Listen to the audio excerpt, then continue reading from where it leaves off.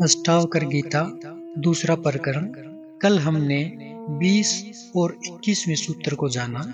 आज हम प्रवेश करने जा रहे हैं 22वें सूत्र में। इस सूत्र में राजा जनक कह रहे हैं, न मैं शरीर हूँ न मेरा शरीर है, मैं जीव नहीं हूँ, निश्चय ही मैं चैतन्य मात्र हूँ। मेरा यही बद्ध था कि मेरी जीने की इच्छा थी। इस सूत्र को थोड़ा सा समझने का प्रयास करेंगे। थोड़ी सी लंबी इसकी व्याख्या चल सकती है, लेकिन यह जानना अत्यंत आवश्यक है कि राजा जनक ने बड़ी ही गंभीरता से ये बात कही है कि मेरा यही बद्ध है, यानी बंधन है कि मेरी जीने में इच्छा थी। और अब कह रहे हैं, न मैं शरीर हूँ न मेरा शरीर है, न मैं जीव हूँ, निश्चय ही मैं चैतन्य मात्र हूँ। राजा जनक अपने आत्मज्ञान की स्थिति में इस अध्यात्म जगत की जिस ऐसी ऊंचाई बहुत कम ही हुए हैं जिनको प्राप्त हुई है, ऐसे व्यक्ति उंगलियों पर गिने जा सकते हैं। ये बड़ा ही अद्भुत है, बड़ा ही आश्चर्यचकित कर देने वाला है। विश्व के ये जो खेल है, इनको राजा जनक एक दृष्टा की भांति देखने लगे। इस सूत्र में राजा जनक जीने की इच्छा को भी बंधन मानकर उसे तोड़ देते हैं। कह रहे हैं कि ये जीने की इच्छा भी एक बंधन है, इसे समझना आवश्यक है। कहते हैं राजा जनक, मैं चैतन्य मात्र हूँ, इसलिए न मैं शरीर हूँ न मेरा शरीर है। अर्थात जो शरीर है वह आत्मा नहीं है, और आत्मा कोई शरीर रखती नहीं, वह तो अशरीरी है। ये सभी शरीर उससे भिन्न नहीं है। जब भिन्नता मन में प्रवेश करती है, तभी एक शब्द का उद्भव होता है, एक शब्द जन्म लेता है जिसे कहते हैं मेरा। पर राजा जनक कह रहे हैं, मैं जीव भी नहीं हूँ, क्योंकि जो जीव होता है वह तो जन्म मृत्यु, अहंकार, लोभ, मोह, इन सभी अवगुणों से परिपूर्ण होता है। कह रहे हैं, मैं चैतन्य आत्मा जीव नहीं हूँ। शब्द, स्पर्श, रूप, रस, गंध, ये 5 प्रकार की तन्मात्राएं हैं। इनसे पंचभूतों की रचना हुई है, जैसे आकाश, वायु, अग्नि, जल, पृथ्वी। ये पंचभूत, 10 इंद्रियां तथा मन, इन 16 तत्वों के रूप में विकसित तथा सत्व, रज, तम 3 गुणों से युक्त यह लिंग शरीर है। यह चेतन शक्ति आत्मा के साथ संयुक्त होकर जुड़कर जीव कहलाता है। इसलिए राजा जनक कहते हैं कि मैं केवल चैतन्य मात्र हूँ, जीव नहीं हूँ। जनक आगे कहते हैं कि मेरा बंध, यानी मेरा बंधन यही था कि मेरी जीने की इच्छा थी। यह जीने की इच्छा ही सबसे बड़ी वासना है। इसका अर्थ यह नहीं कि आत्महत्या करके जीवन को समाप्त कर दिया जाए। यह जो अतृप्त वासना है, यही बार बार शरीर धारण करती है। वह इंसान जब समाप्त होता है तो पूर्णतः समाप्त होता है। लेकिन जो अतृप्त वासना है, वह एक व्यक्ति, दूसरा व्यक्ति, तीसरा व्यक्ति, और हर बार जब नया जन्म कोई लेता है तो उसके भीतर फिर वही वासनाएं जन्म लेती हैं। तो ये वासनाओं का खेल है जो लगातार चल रहा है। इन्हीं को पूरा करने में मनुष्य पूरा खप जाता है। इसलिए इस मनुष्य योनि को कर्म योनि भी कहा गया है, और भोग योनि भी इसे ही कहा गया है। इसके अलावा जो अन्य पशु पक्षी हैं, वो तो केवल भोग योनि ही है। आत्महत्या के बारे में बहुत सारे विचार जानकारों ने दिए हैं। जैसे आत्महत्या को बुरा या पाप क्यों मानते हैं? पाप मानने का कारण इसलिए है क्योंकि ईश्वर ने, यानी प्रकृति ने, इस शरीर को एक निर्धारित अवधि के लिए दिया है, एक निर्धारित समय के लिए दिया है। उसे विकृत कर देना या नष्ट कर देना उस ईश्वरीय यानी प्राकृतिक नियम का उल्लंघन करना ही है। और जब उल्लंघन होता है तो यही पाप है, यही धर्म के विरुद्ध है। जिसकी सजा फिर ईश्वर देते हैं या प्रकृति देती है।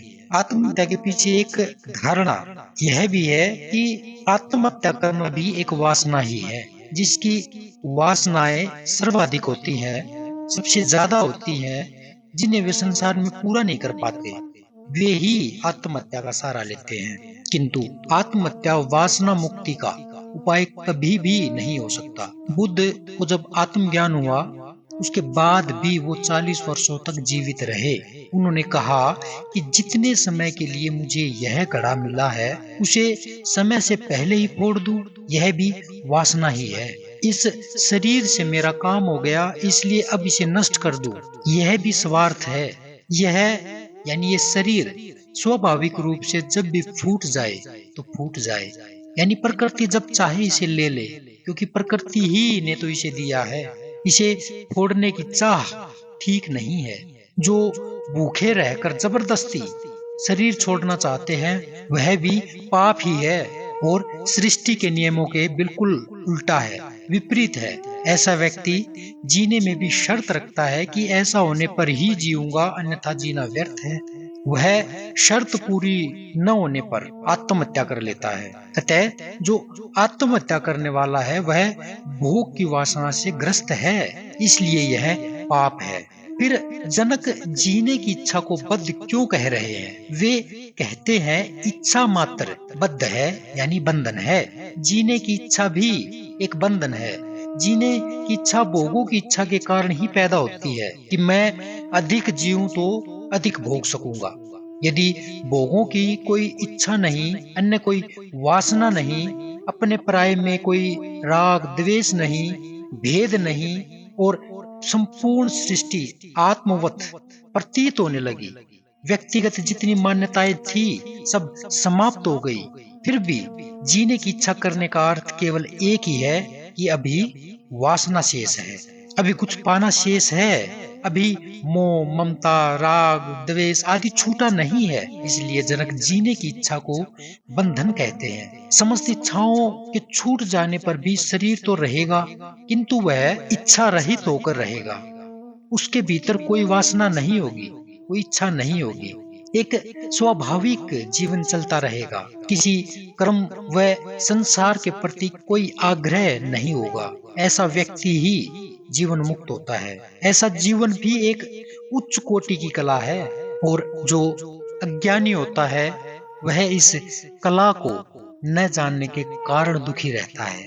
दुख न तो भाग्य का फल है, न ईश्वर का अभिशाप। मनुष्य की जो गलत दृष्टि है वही एकमात्र इसका कारण है। जिज्ञासु अक्सर ये प्रश्न पूछते रहते हैं कि जीना ही क्यों है, यह जीवन किस लिए है, इसका उद्देश्य क्या है, जीवन मिला ही क्यों है, जीवन का सार क्या है, क्या खाना पीना, बच्चे पैदा करना व अंत में मर जाना ही जीवन है। इस तरह के वो जो जिज्ञासु है वो प्रश्न पूछते रहते हैं, लेकिन जो मुमुक्ष हैं वो ऐसे प्रश्न नहीं करते, वो सीधे ही मुक्ति के बारे में पूछते हैं। बुद्धिवादी ही ऐसी इच्छा करते हैं। ज्ञानी के सभी प्रश्न गिर जाते हैं, उनको समाधान मिल जाता है, और जो मूर्ख होते हैं उनमें इतनी बुद्धि होती ही नहीं कि वो ऐसी जिज्ञासा प्रकट करें। ये जितनी भी जिज्ञासाएं हैं मुक्ति की, ये सब जिज्ञासा एक ही, सारी समस्या जिज्ञासु की है। जहाँ जिज्ञासु ने प्रश्न किया कि उत्तर देने वाले तैयार बैठे रहते हैं, जिसके पास रेडीमेड उत्तर तैयार रहता है।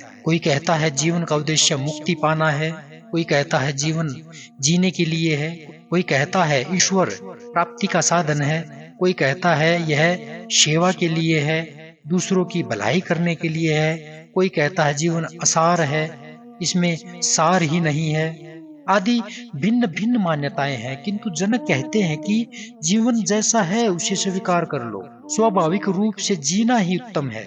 न इसका तिरस्कार करो, न इसके प्रति मोह रखो। यह जीवन किसी पाप के कारण नहीं मिला है, बल्कि ईश्वरीय वरदान है। ईश्वर की इच्छा समझकर इसे स्वीकार कर लो।